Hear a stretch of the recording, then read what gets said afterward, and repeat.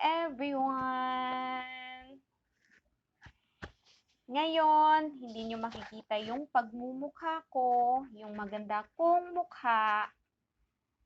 Mas mabuti nga, di ba? Hehehehe. By the way, right now, I am so excited. Excited! Bakit nga ba excited to share kung ano yung mga stuffs ko here on my cellphone? Okay? Kita nyo naman dyan. Actually, I am practicing for my series, yung Small YouTuber Christian series. Practice ako ngayon. So, magbibigay ako ngayon ng a little overview about this series. And I have here on my notepad the list of topics that I will talk about for consecutive weeks. Okay. As you can see, yung title ng series is Small YouTuber Christian Series. So, what about this? Bakit nga ba I wanted to have this series? Kasi there are many YouTubers or many vloggers that are called by God for a certain purpose. For them to serve Him online. So, kahit na I am new in this field, but I wanted to share something that could help them. So, hopefully, makatulong talaga itong series sa kanila. So nga, ito yung mga topics ko for this series. Okay? Number 1 topic is how to be confident on camera or videos. Actually, I already finished this and I uploaded it on YouTube. You can check it out. Pakitingnan lang po. Pasilip-silip lang po ng channel ko. Okay? Dito, you will learn about kung paano maging confident during your filming or sa pagtitake ng videos. Especially, no, pag when you are the one facing talaga on the camera. Okay, next one is how to create good contents for your YouTube channel or vlogs. Isi-share ko dito the things I do and prepare for me to have good and quality contents. So, kasi, yung sa YouTube, content talaga is the key. Why people keep checking on your YouTube channel? Because they get something out of it. And kumbaga, may binabaon sila out sa mga contents na binibigay. So, yan, importante talaga to have good and quality contents. So, I will discuss it on this topic. The next one is, am I called for this?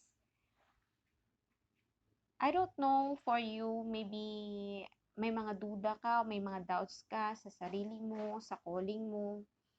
I don't know what your situation is, but here, if you have doubts or if, doubts sa sarili mo, doubts sa Panginoon, may doubts ka sa calling mo, then here, let us make it clear. Hope that this topic will help you to be firm sa calling mo, firm sa Panginoon, at sa sarili mo. Okay? Number 4 is honing your talents and gifts. So, talaga, may mga talents and gifts tayo na binigay ng Panginoon. So, you have to discover it, and then develop, and then improve yourself. God wants to make use of your talents and gifts for His glory. Okay, number 5, how I edit my videos. Technical tayo dito, more on technical. Ano kaya yung mga ginagamit kong apps to edit my videos? So, I use an app na mabilis matutunan at saka madali lang. Madaling gamitin. User-friendly, kumbaga. Kahit hindi ka expert dito, kayang-kaya mo to. Okay, number 6 is how I make my YouTube thumbnails. So, anong ginagamit kong apps? Actually, I have an app na ginagamit to take photos, to take selfies, and then I have other apps to edit it, to edit the photo and to edit yung para sa thumbnail. Okay, next one. What are the gadgets and equipment I am using? So, alam na alam ko na hindi lahat tayo makakabili ng magagandang gadgets and equipment. What I mean is, yung mga mamahalin talaga, dahil talaga once mamahalin yan, maganda talaga yan, quality yan na na mga equipments and gadgets. So here, if you don't have enough or kulang yung budget mo, so I will share kung ano yung mga gamit na pwedeng gamitin for beginners. At mumurahin lang. Kayang-kaya yan. So, you can actually already using this gadgets and equipment, you can already have a great vlogs. Okay? Next is number 8. I am not getting more views and subscribers. Here, I want to discuss